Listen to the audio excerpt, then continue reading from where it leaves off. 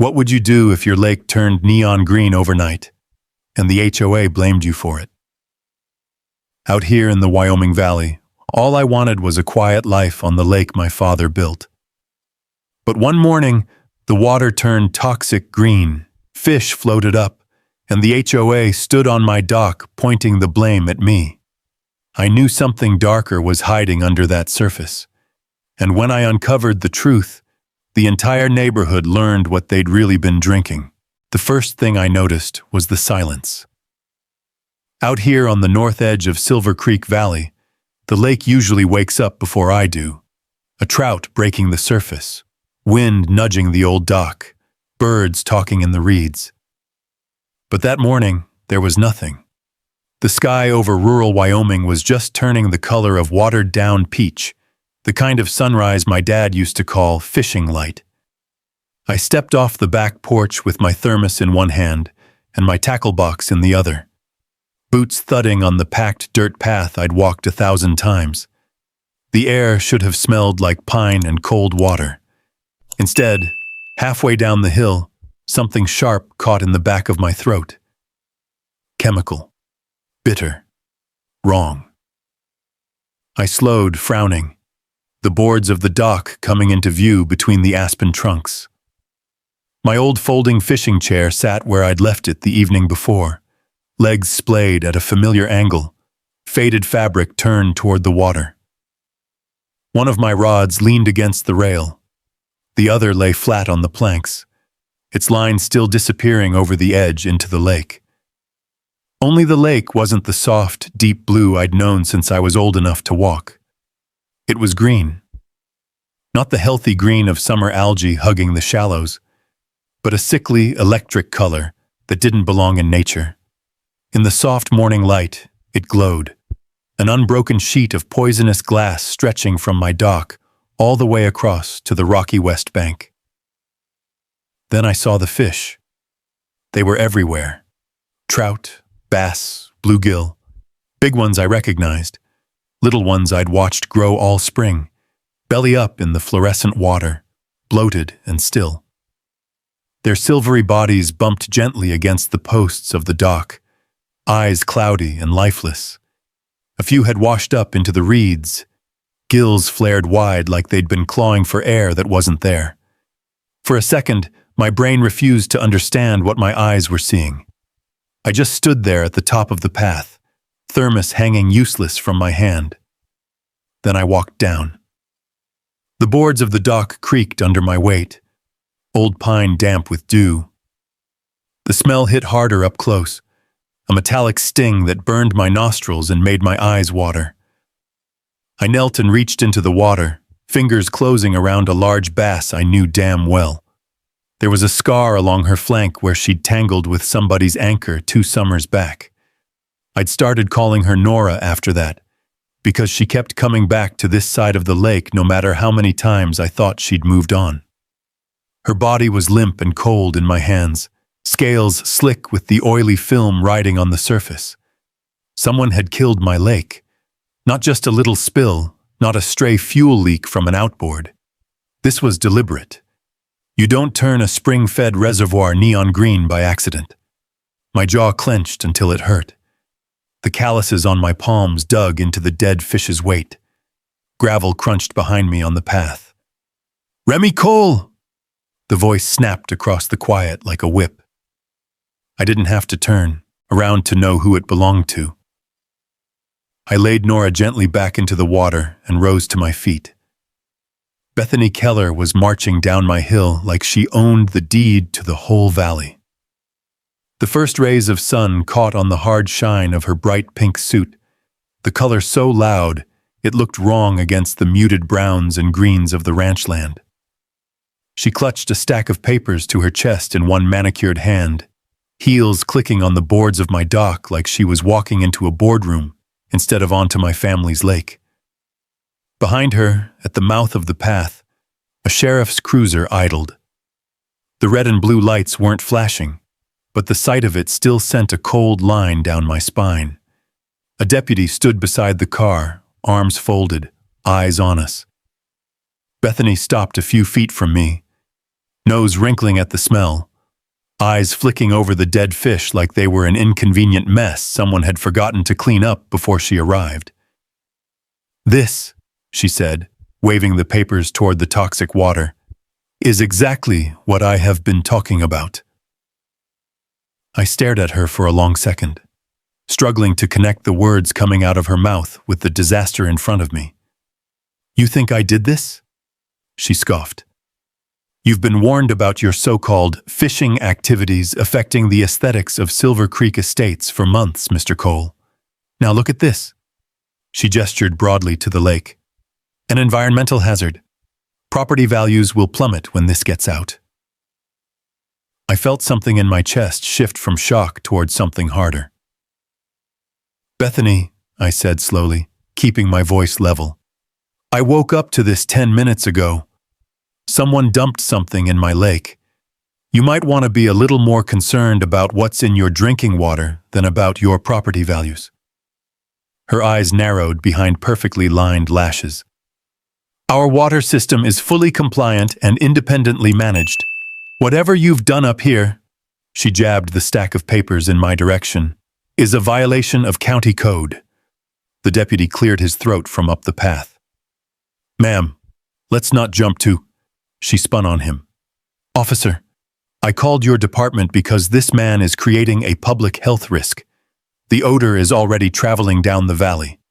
You can see the contamination from the road. I want an incident report filed immediately." He looked past her at me, then at the green water, the dead fish, the still open chair, the rods lying exactly where a quiet morning was supposed to have happened. "Mr. Cole," he said, voice cautious, "I'm going to need to ask you a few questions about what happened here this morning."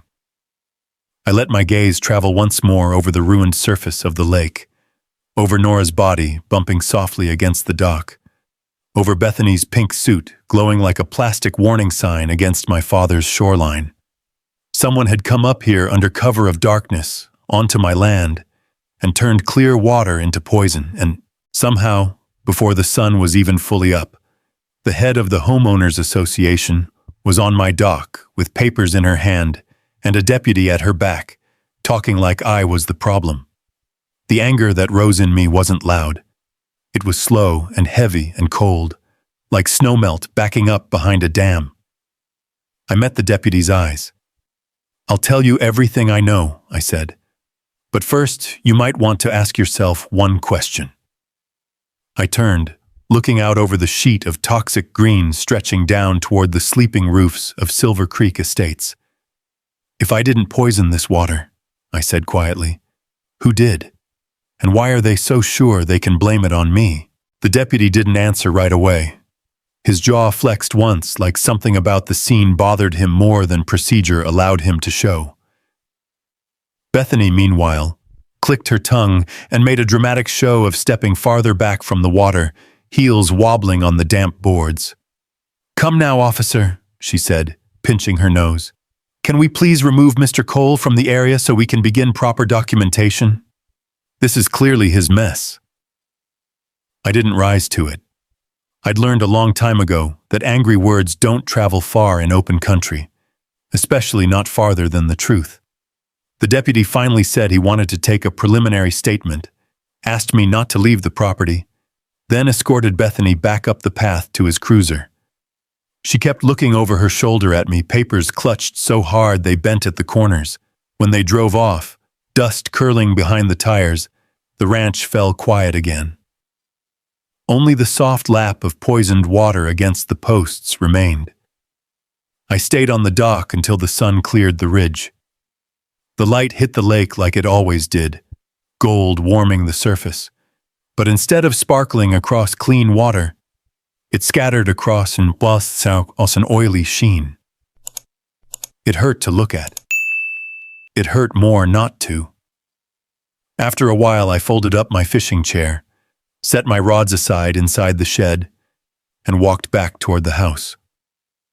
My boots left faint prints in the damp dirt, the kind that disappear within a day if the wind picks up. I wished the same could be said for the thing gnawing at my gut. Inside, I set the thermos on the counter and washed my hands twice. The smell clung anyway. I stood for a moment looking out the kitchen window toward the lake. It stretched long and still, just like always, but now its surface felt like a stranger's face. I took a slow breath and let it out through my nose. Grief had a way of sneaking up on you. Quiet, steady, patient.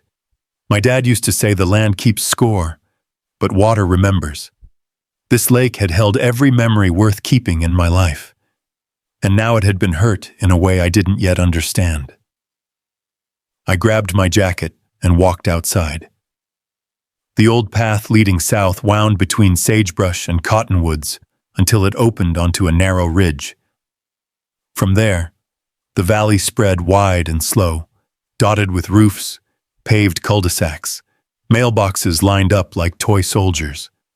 Silver Creek Estates, a place that had never existed during my childhood, where tall grass once grew and cattle grazed. When developers arrived 20 years ago, they claimed they'd bring life to the valley. Maybe they had for some folks, but they hadn't brought much understanding or respect. The lake had been my father's life's work. He'd dredged out the basin by hand with a rented backhoe, reinforced the spillway with stone he hauled from a quarry miles away, and laid the first wooden conduit to guide water down the slope.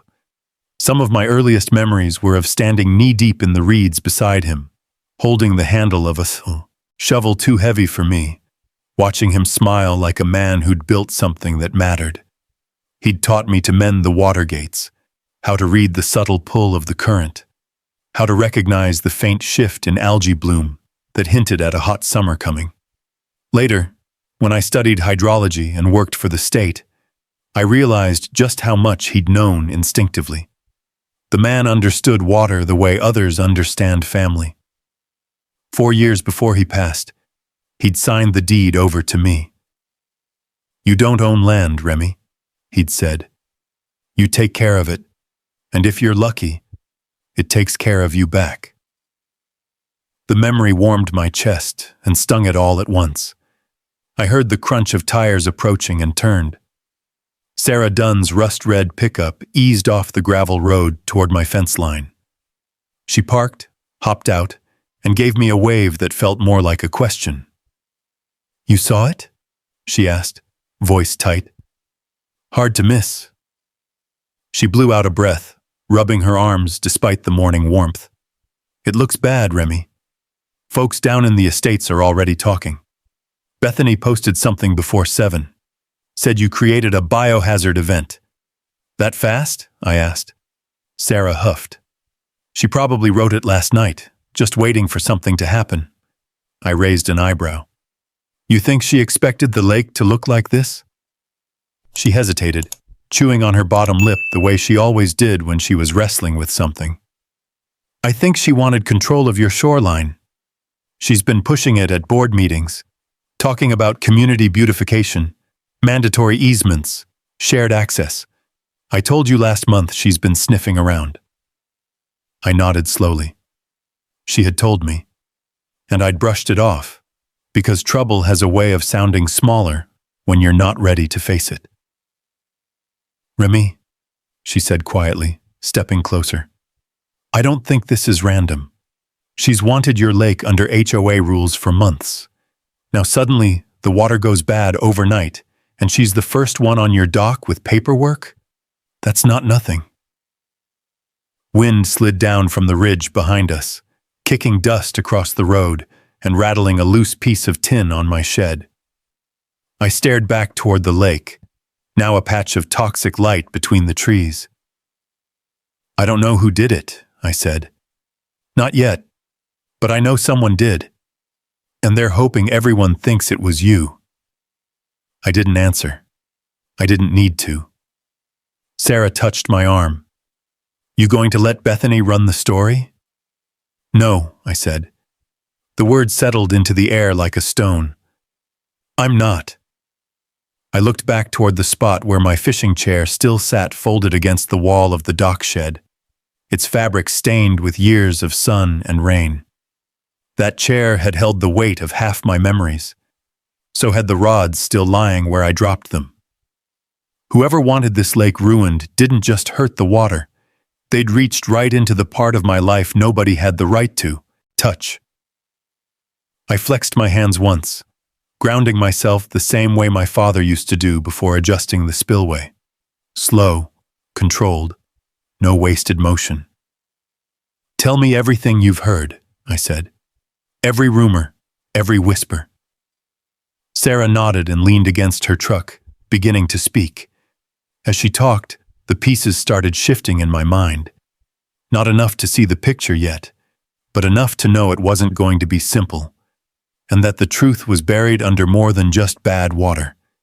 And somewhere beneath that sickly green surface, something else was waiting to come up. By the time Sarah finished recounting every rumor she'd heard over the past few months, the sun had climbed high enough to wash the valley in sharp, unforgiving light. The poisoned lake glittered strangely in the distance, its surface too bright, too still. I felt the same way I had years ago standing on a failing spillway, knowing the water was about to test the strength of everything holding it back. Bethany's not working alone, Sarah said finally, crossing her arms. Half the HOA board is scared of her. The other half thinks she can do no wrong. Fear and convenience, I muttered. A dangerous pair. I wiped my palms on my jeans, the fabric coarse and familiar, grounding me. Something about the morning felt like standing at the edge of a storm, sky too clear, air too quiet. I should let you get back to things, Sarah said gently, though her eyes held worry. You call me if she tries anything else. Don't let her corner you alone. I nodded. Thanks, Sarah. She climbed into her truck, gravel crunching under the tires as she drove off. When the sound faded, I turned toward the long dirt drive bending around to my front gate. A tan SUV crawled up it. The pit in my stomach tightened. Only a few people drove that slow coming onto my property, either city inspectors or folks planning to deliver bad news. The SUV eased to a stop near the barn. A tall man stepped out, clipboard tucked under his arm, wind ruffling his county-issued jacket. Sheriff Jake Mercer. His boots hit the ground with the heavy thud of someone who'd lived in Wyoming his whole life. He tipped his hat in my direction. Morning, Remy. Could have fooled me, I said. Doesn't feel much like a good one. Jake blew out a breath as he approached, boots stirring faint puffs of dust. He stopped a few feet from me, eyes on the lake behind my shoulder. She already filed a formal complaint, he said. Said you created an environmental hazard. Wants your fishing privileges suspended. Says she's got cause to pursue civil penalties. My jaw twitched. Fishing privileges. Jake grimaced. Her words, not mine. The wind shifted, carrying the faint metallic bite of the poisoned lake. Jake's eyes flickered toward it, his brow tightening with concern. You find anything? Any idea how this happened? I know it wasn't me. That much I figured. I studied him for a moment. Jake wasn't a man easily swayed by HOA theatrics. He'd grown up 2 ridges over, had worked cattle on weekends until he joined law enforcement. He knew this land, knew me, but he also had a badge and a county to answer to. I'll cooperate, I said, but I want you to hear something first. He nodded. Go on. Someone came onto my dock last night, dumped something into the water, on purpose. You sure? Come look. We walked together down the path toward the dock. The boards groaned as Jake stepped onto them, his weight shifting carefully as he surveyed the lake, the fish, the unnatural shimmer on the surface. He crouched, dipped 2 fingers just above the water, then stood again, wiping them on his jeans. Then he looked at my 2 fishing rods lying exactly where I'd left them the night before. Remy, he said, voice low. This isn't runoff. This is chemical. Industrial grade, if I had to guess. Somebody wanted this lake dead. A cold wind tugged at the hem of my jacket. Who would do that? He asked. I didn't answer. Not yet. But a bright pink suit came to mind, dripping with irritation at the idea of my land existing outside her control. Jake straightened, pulling a form from his clipboard. I'm required to note the complaint, but given what I'm seeing, this isn't something I'm rushing to pin on you. I'm going to request environmental testing from the county, maybe state too. I nodded, tension easing only a fraction. Appreciate it. But, he added, eyes narrowing slightly, you need to brace yourself. HOA folks are loud when they want to be. And Bethany? She's already stirring up talk. Claims she warned you. Says you ignored notices. I snorted. Notices she wrote about rules she invented. Jake gave a humorless smile. Wouldn't be the first HOA to overreach. We walked back toward the gate. Halfway up the path, his phone buzzed. He checked it, eyes tightening. She just posted again, he said. Public group. Blaming you by name. Says she warned the sheriff's office months ago, and now there's a biohazard crisis. I exhaled through my nose, slow and steady. If she's that confident, she's got something planned. Maybe, Jake said. Or maybe she's panicking. He paused. You want my advice? I'll take it. Document everything. Every call, every letter, every knock on your door. If this turns into a legal mess, and it might, you're going to need a clean record. I've already started. He nodded, then stepped back. The wind lifted dust around us, carrying the faint creak of the dock far behind. Keep your head, he said, and don't call her out publicly. Not yet. You don't want to give her a reason to escalate. As he walked back to his SUV, I watched the dust trail rise behind him all the way down the drive. When it settled, the valley felt too quiet again. I went inside, poured coffee into a chipped mug, and sat at the worn kitchen table where my dad once mapped water flow on napkins. I spread out the stack of letters I had collected. HOA notices, warnings, strange citations that made no legal sense outside their gated world. Unauthorized fishing structure, unsafe shoreline, visual disruption. Every paper felt like a piece of a puzzle someone else was trying to build around me. My eyes drifted to the framed photo on the wall.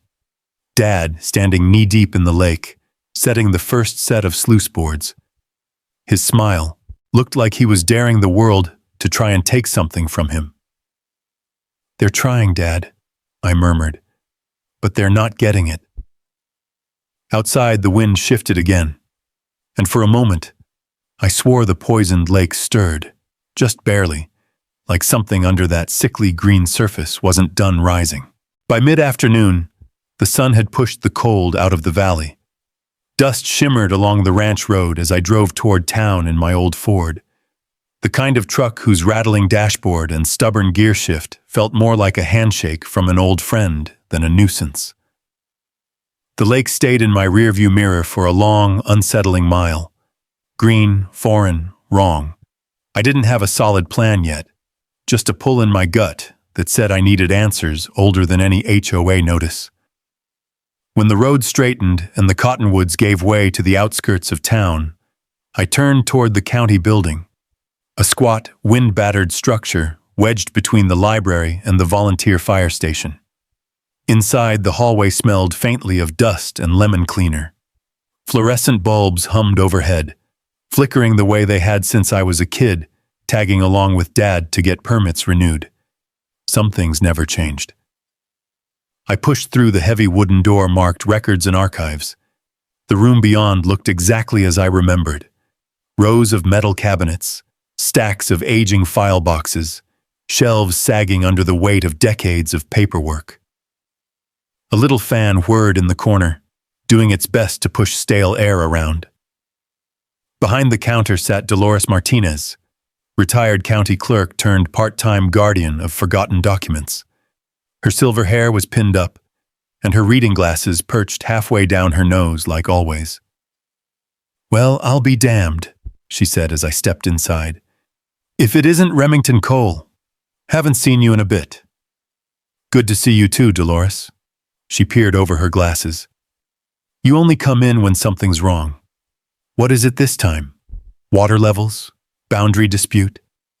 Something like that, I said. I need to see the old deed files, the ones my dad kept updated through the 90s. Her expression softened. She'd liked my father. Still taking care of the place, huh? Trying to.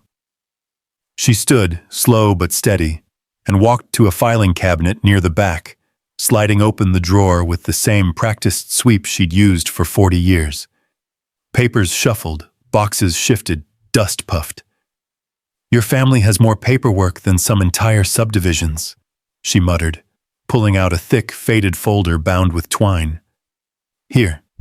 The Coal, Water and Land Deed, 1961 through 2003. She handed the bundle to me with both hands, as though it carried weight beyond its pages. In a way, it did. Thanks, I said quietly. Use the table by the window, she instructed. Light's better. I sat at the long oak table, its surface worn smooth by time and 1,000 signatures. The folder's twine came loose easily, and the smell of old paper rose like a memory. Inside were survey maps, water system diagrams, notarized agreements, and pages of legal descriptions written in blocky typewriter font. I flipped slowly, careful with the delicate edges, stopping when I reached the document dated June 4th, 1968, the year my father expanded the reservoir. The language was stiff, formal, full of phrases no one uses anymore. But one paragraph stopped me cold. All surface and subsurface water rights, including full authority over natural springs, outlet valves, and the feeding aquifer system, are hereby conveyed to the landowner and heirs thereof, in perpetuity. I stared at the words so long, the letters blurred. Then I read it again. And again. Perpetuity. Not temporary rights. Not shared rights. Not conditional rights. Permanent ownership of the water source feeding the entire valley, including Silver Creek Estates, whose wells tapped the spring line my father built with his bare hands. A slow breath left my lungs. This wasn't just a land deed. It was a shield. And maybe something stronger. I flipped deeper into the folder until I found a thin envelope labeled Developer Inquiry, 2002. Inside were copies of correspondence between the developer who built Silver Creek and my father. The developer asked if any portion of the water system was available for integration into community infrastructure.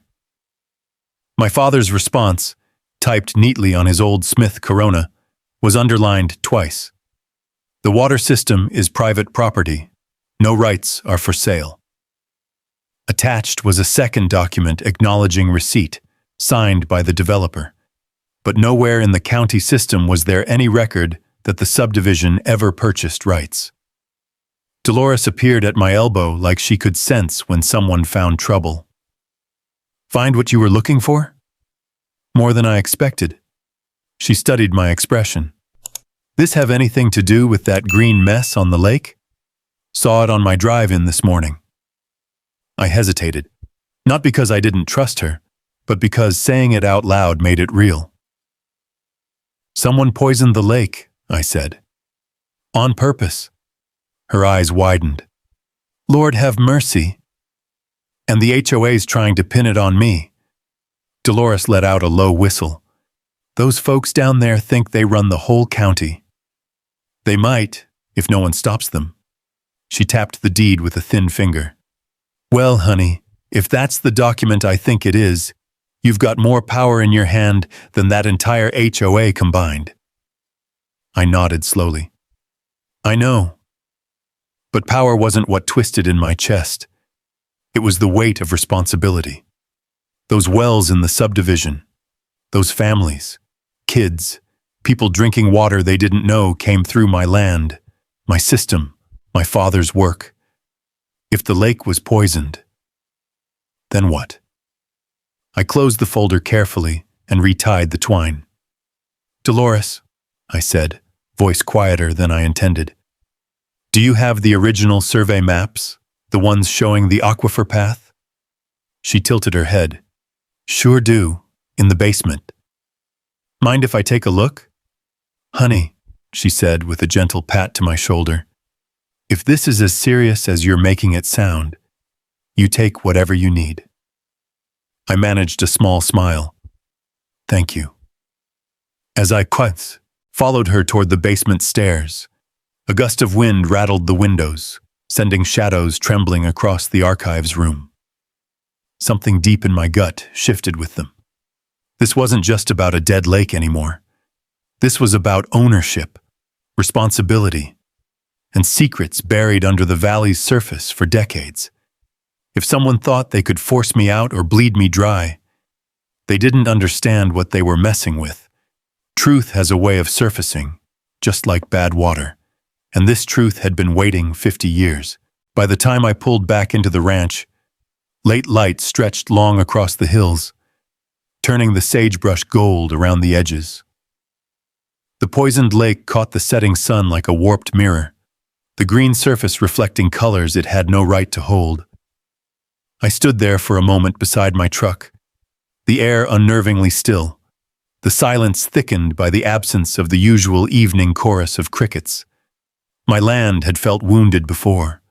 Drought years, storms, a flood that nearly took out the spillway, but never like this. This was different. This was inflicted. I grabbed the deed folder from the passenger seat and headed toward the house, boots crunching on gravel. Halfway to the porch, something made me stop. A faint beep echoed from the direction of the dock. It wasn't loud, but it didn't belong to nature. It was the soft mechanical chirp of a motion sensor picking up movement. I'd installed those cameras 2 days before, after the first round of HOA visits. Just a precaution, I'd told myself, just in case. I set the deed folder on the porch and made my way down the path. The wind carried a hint of chemical sting from the lake, stronger at night, heavier somehow. When I reached the dock, the old pine boards groaned under my weight, as if warning me to tread carefully. I took out my phone and pulled up the live feed from the camera mounted on the shed wall. Nothing but stillness. But when I scanned back through the recording from the night before, just after the time I'd gone to bed, my breath caught. Headlights. A truck backing down my path. 2 silhouettes climbing out. One tall, one shorter, both wearing hooded jackets. They walked with purpose toward the dock, their footsteps muffled by darkness. The smaller figure carried something. Square, heavy metal handles. The bigger one opened the tailgate and hauled out another container. They moved quickly, glancing over their shoulders as though afraid the lake itself would accuse them. One of them said something I couldn't catch. The other pointed at the water. Then they lifted the containers and dumped them. A thick plume spilled into the lake, swirling like smoke underwater, spreading unnervingly fast. Even through the grainy nighttime footage, I could see the surface ripple oddly, as though recoiling from the intrusion. I stood frozen, eyes locked on the glowing screen. My pulse pounded in my ears, loud enough I could barely hear the faint wind. So there it was. Proof. Someone had come onto my land under cover of night and poisoned the lake. And they knew exactly what they were doing. I watched the rest of the footage, jaw tightening. The truck backed away, taillights glowing red as it disappeared up the path. The camera caught only a partial view of the plate. 2 letters, a number, and nothing more. Not enough to trace cleanly, but enough to make me certain this wasn't random vandals. Someone wanted the lake dead. Someone wanted me blamed. And someone believed they could get away with it. I saved the footage to multiple drives, uploaded copies to the cloud, printed still frames. Every precaution I could think of. Whoever had done this wasn't just bold, they were organized. The sky dimmed to deep blue, stars beginning to pierce through. I leaned against the shed and let the weight of what I'd just seen settle into my bones. Then tires crunched on gravel again. But this time, slowly, hesitantly. Bethany's white Lexus rolled to a stop just beyond the fence line. Even from here I could see her posture, rigid, chin tilted high like she was holding her breath. She stepped out, heels sinking into the soft dirt, and marched toward me with that same tight-lipped expression she wore the morning she'd blamed me. "Mr. Cole," she snapped, "I've received additional complaints from residents. They can smell the contamination from their patios. This situation is entirely unacceptable." I stared at her for a moment, allowing silence to stretch between us. The toxic lake glimmered behind me like a threat. "What exactly are you accusing me of now?" I asked. She thrust a paper at me. "Your property has become a danger to the community. I'm issuing another violation, failure to maintain environmentally compliant water conditions." I let out a dry, disbelieving laugh. "Environmentally compliant? This is a lake, Bethany, a natural reservoir, not a swimming pool you get to regulate." "You've created a hazard," she insisted, voice rising just a little as if it needed to be heard over her own uncertainty. "This will be reported to every relevant authority." "They're already coming," I said calmly. "And when they test the water, they'll know exactly what kind of chemical this is. You think I did this? I fish here. I live here. I drink from this system." Bethany's eyes flickered. Fear, doubt, something cracking under the weight of reality. But she smoothed her blazer and pressed her lips together. "The HOA board will be holding an emergency meeting," she said. "Your attendance is expected." I stepped closer, just enough for her to feel the space shift, but not enough to intimidate. Just enough to make her listen. "You should be careful what you accuse me of," I said quietly. "Because whoever poisoned this lake left more evidence than they realize." Her expression faltered. Then quickly, she turned on her heel, marched to her car, and drove off faster than she should have on a gravel road. When her taillights vanished, the quiet returned, heavier than before. I walked back to the dock. The green surface moved softly, disturbed by nothing visible, but carrying a sinister weight beneath. The air hummed with insects avoiding the shoreline, the water giving off faint ripples from something drifting underneath. I crouched, dipping my fingers above the surface but not touching it. Dad's voice echoed in the back of my mind, something he used to say when checking the water flow at the spillway. "Water doesn't lie, Remy. It carries every truth with it. You just have to learn how to read it." That night, staring at the lake under the fading light, I realized something else. The truth wasn't just about who poisoned my lake. It was about what that poison was going to do next. I barely slept. Every time I closed my eyes, I saw those containers tipping into the water, the plumes spreading like smoke under the surface. By dawn, I dragged myself out of bed and stepped onto the porch, the boards chilled from the night air. The lake below looked even worse in early light, murky, green, and strangely still, like it was holding its breath. The silence wasn't natural anymore. It was waiting. My phone buzzed in my pocket, startling me. I checked the caller ID. Sarah Dunn. "Remy?" she said the moment I picked up, her voice tight with something bordering on panic. "Have you checked the subdivision page this morning?" "No. People are sick." The words hit harder than I expected. "What do you mean sick?" "Kids," she said. "Pets. Some adults too. Stomach cramps, vomiting, headaches. Folks are posting that something's wrong with their tap water." I felt the world tilt, just slightly. "When did this start?" "Last night, mostly. Early this morning for others. The HOA is saying it's nothing. Natural mineral shifts or seasonal changes." She scoffed. "But people aren't buying it." I looked down the slope toward Silver Creek Estates. From this height, the subdivision was waking up, cars starting, garage doors lifting, sprinklers hissing to life across manicured lawns. Ordinary life, completely unaware of the poison moving underground. How fast does something like that move through an aquifer? I asked, mostly to myself. Fast enough, Sarah whispered. I ended the call, shoved my phone into my jacket, and walked down toward the lake.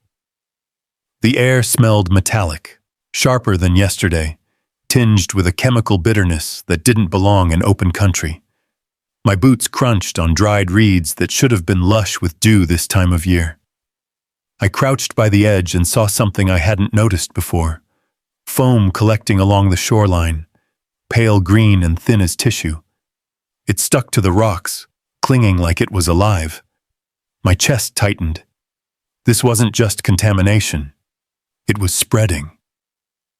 I headed back to the house and pulled out the testing kit I kept in the utility closet. Nothing fancy, but enough to get baseline readings. I filled a clean vial with lake water, sealed it, and watched as the strips inside turned a violent shade of purple. Copper-based. High concentration. More than enough to kill fish. More than enough to taint groundwater. I grabbed my keys and drove straight into town, truck engine rumbling louder than usual, like it sensed the urgency in my hands. At the county health office, I met Officer Jim Patterson, a man with 30 years of experience and a sense of humor worn thin by dealing with everything from bad septic tanks to rattlesnake bites. He tapped the vial I brought him, eyebrows lifting as he read the strip. This is serious, Remy. Industrial-grade copper compounds. The kind used to clear ponds the size of city blocks. Not small lakes. And it's making its way into Silver Creek's wells. He nodded grimly.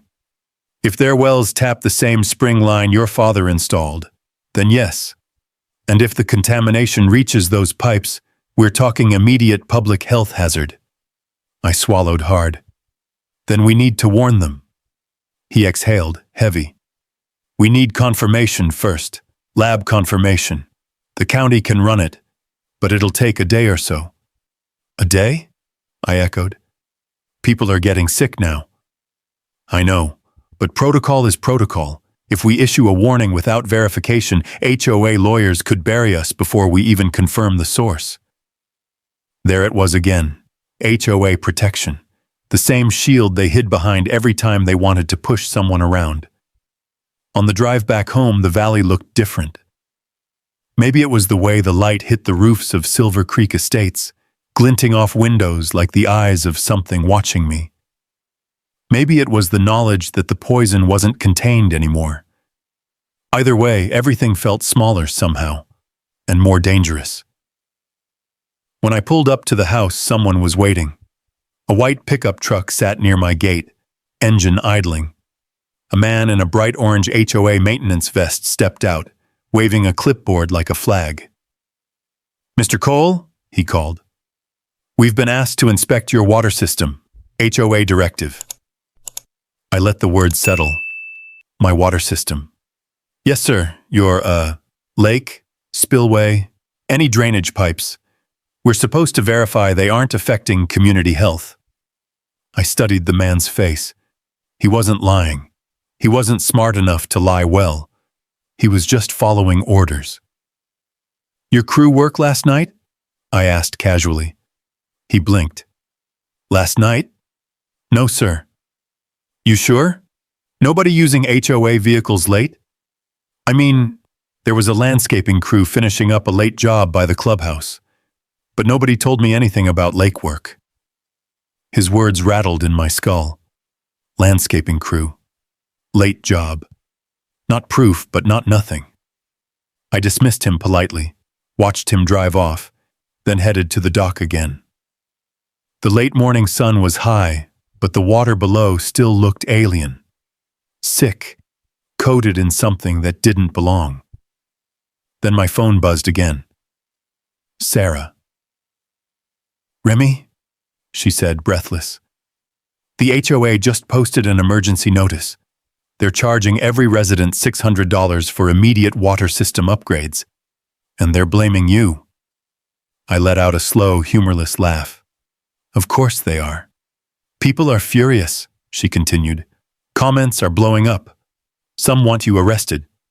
Some want Bethany removed. Those are the smart ones. Do you think she knows she poisoned her own water supply? No, I said quietly, but she's about to find out. I looked out over the lake once more, the wind carrying the smell of rot across the dock.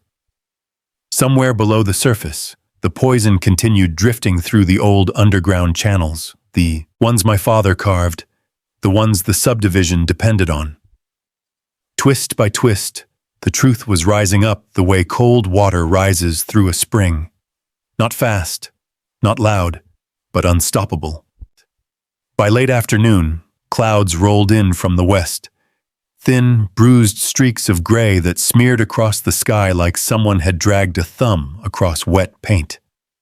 The air felt heavier, the way it does when weather and trouble arrive hand in hand. I stood on the porch, arms crossed, watching those clouds settle low over Silver Creek Estates. My phone buzzed. Sheriff Jake Mercer. "You home?" he asked. "I am. I'm coming up. We need to talk." The line went dead. Minutes later, the sheriff's SUV rumbled up my drive, tires kicking dust in slow spirals. Jake climbed out, hat pulled low, face unreadable. He walked toward me with a man's weight who'd seen too many small-town conflicts turn into big-town lawsuits. "County Health sent preliminary results," he said, pausing at the bottom of the porch steps. "They won't make them public yet, but you were right." "How bad?" "Enough that the HOA should have issued a boil notice this morning. They didn't." Of course they didn't. Boil notices tank property values, and Bethany Keller would rather swallow nails than admit something might be wrong under her watch. Jake motioned toward the barn. "Let's talk inside." We headed in, the big sliding door groaning as I pulled it open. Dust motes hung in the sunlight, streaking through the roof slats. Saddles, tools, and old feed bins lined the walls. The familiar smell of hay and oil grounded me. Jake stopped in front of one of my workbenches. "Show me that footage." I handed him my tablet. He watched silently as the grainy video played, the truck backing up, the silhouettes unloading the containers, the water darkening under the chemical bloom. His jaw tightened. "That's deliberate," he muttered. "No question. They weren't dumping trash. They knew exactly what they were using." "Industrial copper compound," I said. "Officer Patterson confirmed it." Jake nodded, rubbing the back of his neck. "If this reaches the state environmental division, someone's in deep trouble, but we still need to tie it to the right person." "We will." "I know," he said, "but we need help." As if on cue, another truck pulled up, dark blue, dust-coated. A tall man in a charcoal jacket stepped out, carrying a leather case under his arm. Salt and pepper hair, sharp eyes, walked like someone who measured the ground beneath him before trusting it. Marcus Hale, environmental attorney. "Remy," he said, shaking my hand. Jake filled me in. "You've got a serious situation here." "Appreciate you coming." "I was already in Jackson on another case," he said. "And when a sheriff calls saying a private lake might have been poisoned by a homeowners association, well, that gets my attention." We gathered again in the barn's open space. Marcus set his case on the workbench and flipped it open, pulling out a stack of legal pads, a pen, and reading glasses. "Show me everything," he said. Laid out the deed, the supplemental documents, the aquifer maps, the decades-old correspondence from the developer. Marcus scanned quickly but thoroughly, lips pressed into a thoughtful line. "This is ironclad," he said finally, tapping the deed. "No shared rights, no ambiguity. You own the water system outright. That means if contaminants originating upstream affect downstream consumers, the liability isn't on you. It's on whoever introduced the contamination." He nodded at the tablet. And that video? That's your smoking gun. Jake crossed his arms. We just have to prove it connects to the HOA. Or to someone acting on their behalf, Marcus corrected. And considering how quickly Mrs. Keller tried to shift blame to Remy, she's not exactly helping her own case. I felt something shift inside me, something steady and cool, a sense of direction, of purpose. Remy, Marcus said gently, do you understand the magnitude of this? If the HOA authorized that dumping, even indirectly, they've endangered hundreds of residents. You're talking environmental liability, civil negligence, potential criminal negligence, maybe worse. I nodded. I know, but before anything else, I want the truth out. People are drinking that water. Marcus gave a small approving nod. Then we'll do this right. A car horn sounded at the gate. Sarah Dunn hurried toward the barn, waving a set of printed screenshots. You need to see this, she said breathlessly. More residents posted about getting sick, and now Bethany's blaming. She paused, face tightening. You again. She handed me the papers. There it was, in bold text on the Silver Creek community page. Urgent.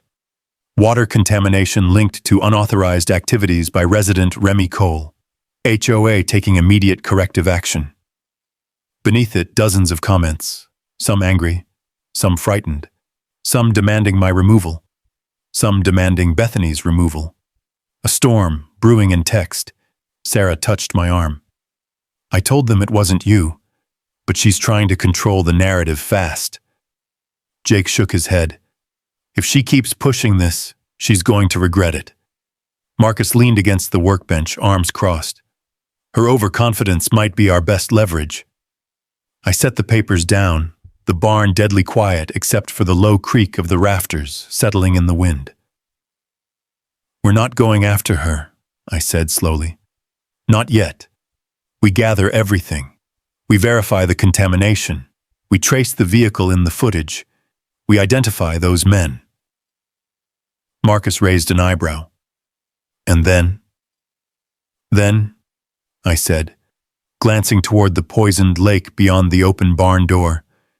We show the whole valley the truth, all at once. Wind gusted through the barn, rustling papers on the bench, carrying the bitter scent of the lake with it. It smelled like copper, like rot, like something long hidden finally rising to the surface. Jake snapped the tablet shut. Marcus gathered the deed papers carefully. Sarah hovered near the barn entrance, watching the lake as though it might speak at any moment. I felt them all beside me. Different lives, different histories, but aligned now by something deeper. We weren't just reacting anymore. We were preparing. Because whatever had started the night those men came onto my dock wasn't going to stop on its own. And truth, once awakened, doesn't go back to sleep. News travels fast in a valley like ours, faster than wind, faster than weather. By the next morning, flyers announcing an emergency community assembly were taped to mailboxes from the subdivision all the way to the feed store in town. Silver Creek Estates had called a public meeting at the community hall, open to residents, press, and, by specific demand, myself. Bethany Keller wanted a stage. I intended to give her one. Storm clouds hovered low on the horizon as I drove downhill toward the subdivision. My old truck rattled over the paved streets, a strange contrast to manicured lawns and identical mailboxes. Folks stood in clusters near the sidewalks, whispering when I passed. Some glared, some looked scared, some simply confused. They didn't know the truth yet. Not the whole truth. But they would. The community hall overflowed. Cars lined both sides of Buckhorn Drive. TV vans parked crooked near the entrance, their satellite dishes angled skyward. The building's fluorescent lights buzzed as bodies filled every square foot. Parents holding upset toddlers, retirees leaning on canes, teenagers scrolling nervously through their phones. And in the center of it all, up on the small wooden stage beneath the faded American flag, stood Bethany Keller. Bright pink suit, tight smile, a binder thick with papers clutched under her arm like a holy book. She looked like someone preparing to deliver a sermon instead of explain a public health emergency. I stepped inside. The murmur shifted. A ripple, like a stone dropped into still water. "That's him," someone whispered. "He poisoned the lake." "No," Bethany covered it up. "Somebody said their dog got sick." "Why hasn't the HOA warned us?" I ignored it all and made my way toward the front. Sheriff Jake was already there, arms folded, eyes sharp beneath his hat. Beside him stood Marcus Hale and Sarah Dunn. They made space for me. Bethany tapped the microphone. "Everyone, please," she said, voice sugary and sharp at once. "Let's come to order." The room quieted. She smiled with practiced warmth. "We are here tonight because certain reckless activities by Mr. Remington Cole have resulted in—" A chorus of angry shouts rose instantly. "Hold on! Let him talk! This is a cover-up!" Bethany raised both hands high. "Residents, please. I know emotions are high, but as your HOA president, I assure you we are taking full responsibility for—" "Responsibility?" Jake muttered under his breath. "You sure about that?" Bethany cleared her throat stiffly. "Ahem. As I was saying, Mr. Cole has ignored multiple notices about improper maintenance of his water structure." I stepped forward, voice calm but cutting through the room like a blade through fabric. "Show me one." Silence fell. A heavy, unsettled silence. Bethany flicked her eyes toward me, smile tightening. "Mr. Cole, you will have your turn to speak." "You already accused me," I said, "without evidence." She opened her binder with a flourish, flipping pages dramatically. "I have documentation." "Documentation you wrote yourself," I said, "on rules that never applied to my land." She froze for half a second, tiny, almost invisible, but enough for every trained attorney and every suspicious neighbor to see. Marcus stepped up beside me. "Mrs. Keller," he said, voice smooth as polished stone. "Before you continue, perhaps we could hear from the county health department about the preliminary water test results." A woman from the crowd, mid-50s, glasses, county badge clipped to her jacket, raised her hand. "I can speak to that." Bethany stiffened. "This isn't necessary. The HOA has already determined." But the official ignored her and came to the front. "Folks," she said, projecting her voice, "what you're experiencing in your tap water is contamination consistent with industrial-grade copper compounds. This wasn't natural, and it didn't originate from Mr. Cole's activities." The crowd stirred like wind rushing through tall grass. A man shouted, "Then where did it come from?" The official swallowed. "Upstream. Directly upstream." All eyes turned to me. I walked up to the microphone slowly, feeling every heartbeat. I didn't want glory. I wanted truth and justice. I set the deed folder on the podium. Its old twine hung loose around the edges. "This is my father's deed," I began. "It grants my family full water rights to the lake, the spillway, and the aquifer system feeding this valley. Silver Creek Estates draws its drinking water from that system. Not a shared system, not a county system, my system." Gasps rippled through the hall. Bethany laughed loudly, high-pitched and brittle. "Preposterous! Our wells are independently managed, by tapping into the same underground spring," I said. "A spring my father documented in detail." I opened the deed to the key paragraph and read aloud. "All surface and subsurface water rights, including control of the spring system, in perpetuity." Marcus held up the enlarged copy of the survey map showing the aquifer path. Cameras flashed. A middle-aged resident stood abruptly. "Are you telling us we've been drinking coal water for 15 years? I nodded. "Yes." "And you let us?" he asked, voice softer now. My father wanted the valley to thrive. He never would have cut off a family's water. I honored that. But someone else didn't. I turned to the projector screen, where Jake connected my tablet and played the surveillance footage. The grainy night image appeared large and damning. Truck headlights, silhouettes lifting metal containers, the chemical bloom spreading across my lake. The room erupted. "That's HOA equipment. That's the landscaping crew. Bethany hired them. It's her truck." The shouting reached a pitch that shook the old ceiling tiles. Bethany lunged forward. "This is doctored! He is manipulating all of you!" Jake raised a hand. "Enough!" Sheriff deputies moved toward the stage. Bethany's eyes went wide, voice cracking. "You can't be serious." "Mrs. Keller," Jake said, pulling a folded document from his jacket. "This is an arrest warrant issued by the county magistrate for environmental destruction, misuse of HOA funds, and reckless endangerment." The room went dead silent. "No, no," Bethany sputtered as deputies gently but firmly took her by the arms. "You don't understand. He's a liar. He's a rancher." She kicked once at the air, heels scraping the stage. "Bethany," I said quietly, "you poisoned water that didn't belong to you, and you poisoned your own neighborhood doing it." Her eyes burned with disbelief as they escorted her off stage, cameras following like sharks scenting blood. The room exhaled all at once. A middle-aged woman near the front began crying softly. Others murmured apologies. A few approached me, hesitant but sincere. The anger that had filled the hall was replaced by something else.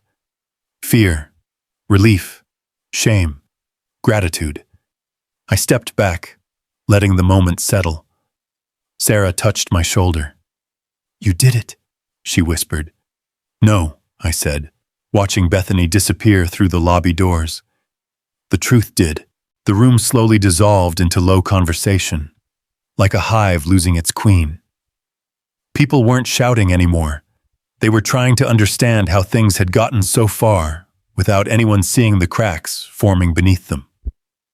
The fluorescent lights flickered overhead, casting thin shadows on the tile floor as neighbors exchanged uneasy glances.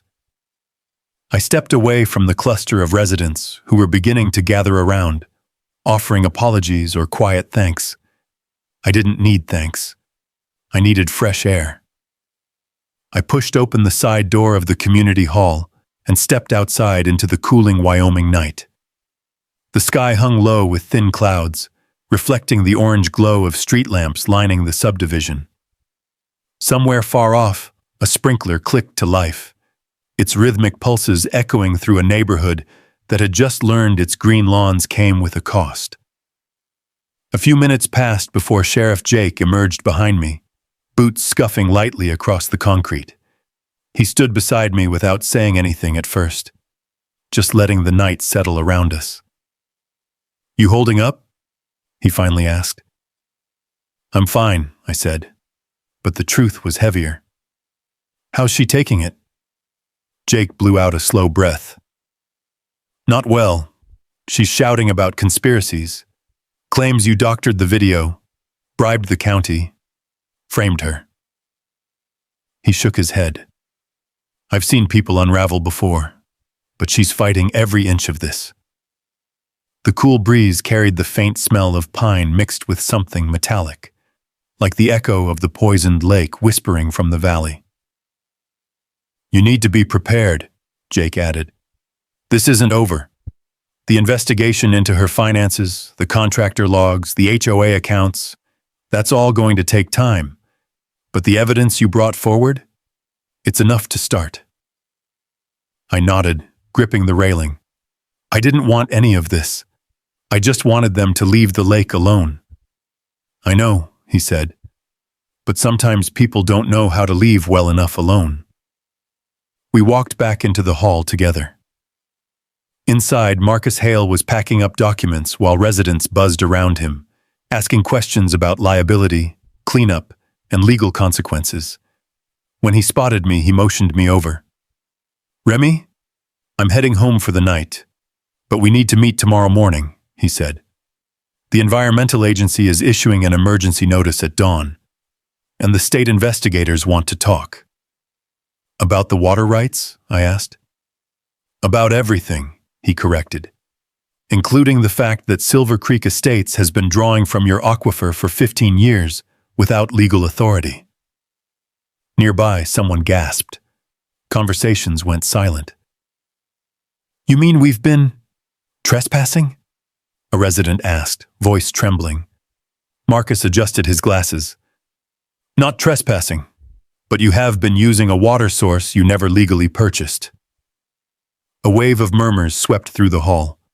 I raised my hands gently to calm the rising panic. No one's cutting off your water. Not now. Not ever. That's not why I did this. A mother holding a toddler stepped forward. Our son's been sick for 2 days, she said, eyes glossy. We thought it was a stomach bug. Now I'm terrified. My throat tightened. I'm sorry you're dealing with that. You deserved honesty, not excuses. A few nods, a few grateful looks, a few still wary. But there was something else too, something softer than fear. Relief. Because truth, even when it cracked the ground open, was still better than the darkness they'd been living under. Across the room, sheriff's deputies escorted a box of HOA financial files toward the exit. Residents watched silently. It wasn't every day you saw the machinery of a homeowners association being gently peeled apart under the fluorescent glow of accountability. Another commotion rose near the rear of the hall. I turned. A man in a maintenance vest, the same type I'd seen near my property earlier, was speaking urgently to one of the deputies. I need to tell someone something, he said, looking pale. We were told to drive that truck. We didn't know what was in the containers. Mrs. Keller said it was pond treatment. But when we saw the fish... The deputy nodded, guiding him aside. We'll take your statement. My chest tightened. So that was it. The men on the video hadn't been masterminds. They were workers, tools in someone else's hand, and that someone had believed herself untouchable. As the hall began to empty, Sarah approached me again, her face tired but steadier than it had been earlier. You okay?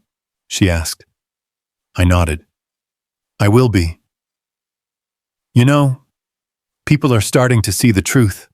They're coming around. Maybe, I said quietly.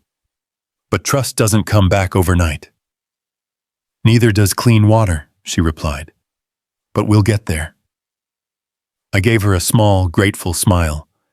By the time the last resident left and the hall doors were locked behind us, it felt like the valley itself had exhaled. The night was crisp, the stars dim behind thin clouds, the weight of the day still lingering but no longer crushing. Marcus shook my hand before heading to his truck. Rest tonight, Remy. Tomorrow, the real work begins. Jake gave me a nod.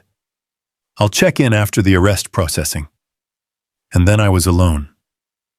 I walked slowly back to my truck, the asphalt cool under my boots. Before climbing in, I paused and looked up toward my ridge. My lake, my father's lake, was somewhere up there, sitting silent under the dark sky. But for the first time in days, I felt something easing in my chest. Not victory, not relief, just clarity. And a quiet warning from the land itself, humming in the back of my mind. Justice isn't fast. Justice isn't easy.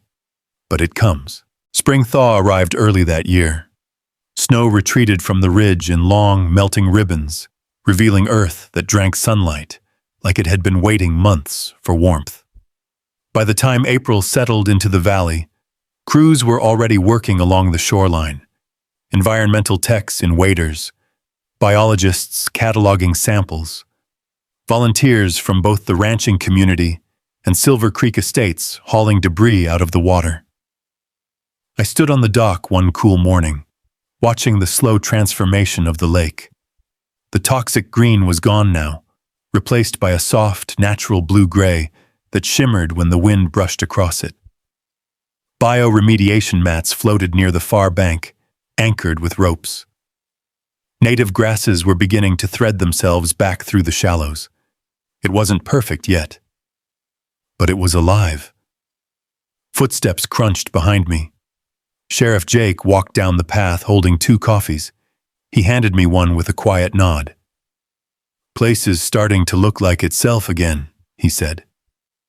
"Yeah," I replied, watching a ripple chase itself across the water. "Feels like it's breathing again." He sipped his coffee, the steam drifting upward in the cool air. "State investigators wrapped up last week. Charges were finalized yesterday." I didn't say anything. I just waited. "Bethany accepted a plea agreement," he continued. 3 years in federal custody, 5 probation, fines, community restitution, and she's barred from ever serving on any HOA board again. I let out a long, slow breath I didn't realize I'd been holding. "That'll help this valley sleep at night," Jake chuckled softly. "I don't think she'll ever understand how close she came to poisoning half this county." "She didn't think beyond her property values," I said. "Some folks can't see past the edge of their own reflection." He nodded, tipping his hat back slightly. "HOA board elected new officers last night. More sensible folks. They want to meet with you, sign a water use agreement. Legal, documented, clear." "I'll do it," I said. "As long as transparency is part of the deal." "It will be," he replied. A splash drew our attention. A small school of fingerling bass darted through the shallows, their tiny bodies glinting like coins just beneath the surface. Jake grinned. "Well, I'll be damned. I haven't seen fish that close to shore since before the freeze." "Dr. Harden released the first batch 2 weeks ago," I said. "Says the water's stable enough to support them." "You did good, Remy," he said quietly. "Your dad would have been proud." I watched the fish another moment before turning away. Pride wasn't the right word. What I felt was steadier, deeper, something like peace. Several cars pulled up near the split-rail fence. Families spilled out, kids carrying fishing poles, tackle boxes clattering, parents juggling sunscreen and folding chairs. Silver Creek residents. The same folks who'd once demanded my arrest were now walking toward me with gratitude instead of suspicion. A little boy with a blue hat ran up to me, breathless. "Mr. Cole, can we fish off the dock today?" I smiled. "As long as you respect the water, you can fish here anytime." His grin stretched ear to ear before he sprinted back to the group. Sarah Dunn approached next, carrying a clipboard. Her hair was tied back and her boots were muddy, signs she'd been working with the restoration crew for hours already. "Morning, Remy," she said. "We've got 20 students coming from the high school next week, biology class. They're doing a project on freshwater ecosystem recovery." I raised an eyebrow. "Field trip?" "Field program," she corrected proudly. "Funded by the new HOA board and the environmental grant Marcus helped secure." I exhaled a single quiet laugh. Never thought that HOA money would bite for something useful. Her smile gentled. "You turned something terrible into something good. That doesn't happen often." I didn't answer. Instead, I watched the lake again, the sunlight glinting off its surface like a polished mirror, the wind whispering across it just the way it did when my father stood beside me decades ago. A pickup truck rolled into the lot. Marcus climbed out, carrying a stack of folders tucked under his arm. He strode toward us with a confidence I'd come to recognize, measured, strategic, grounded. "Remy," he said, "the settlement's finalized. HOA and their insurer will cover all restoration costs. You'll be reimbursed for every test, every assessment, and the water rights agreement is legally binding this time." I nodded. "Good." "And," he added with a small smile, "the The state used your case as reference for 2 new proposals about HOA accountability. Looks like you're a precedent now. The idea made me laugh. Unexpected, warm. Never thought I'd be a footnote in environmental law. Not a footnote, Marcus said. More like a chapter. Most of the families had reached the shoreline now. Kids dipping their toes into the water. Parents whispering with relief. Someone brought a cooler full of sandwiches. Someone else set up a portable grill. The mood felt like a second chance wrapped in sunlight. A little girl in yellow rain boots held up a small net. "Mr. Cole, look! I found a tadpole!" I crouched down, peering into the tiny creature swimming in her cupped hands. "That means the water's healthy again," I told her. "Life's coming back." She beamed. As she ran off, Sarah touched my arm lightly. "You know, none of this would have happened if you hadn't stood up for yourself, for your land." I glanced at the lake, the dock, the mountains rising in the distance. "It wasn't about me," I said quietly. "It was about protecting what mattered, what was right." Her eyes softened. "That's exactly why people trust you now." Wind brushed across the lake, carrying the faint scent of mud, pine, and clean water. The kind of smell that makes you close your eyes for a second just to hold on to it. The valley was healing. The lake was healing. And somewhere inside me, a wound I didn't know I'd been carrying was finally settling into something that felt like peace. Also, I walked to the water's edge, letting the sunlight warm my face. "Justice doesn't always come loud," I murmured, barely above the whisper of the breeze. "Sometimes it comes like water, slow, steady, and undeniable." The lake rippled, reflecting the sky in a perfect wash of blue, and for the first time in a long time, I felt the land breathe easy. If you've ever had to stand your ground for what's yours, drop a simple yes down below, or just type justice if this story reminded you of something you've lived through. Out here, doing what's right isn't always easy, but it matters more than most folks know. And if you'd like to ride along for more real stories of land, grit, and hard-earned justice, feel free to stick around and subscribe.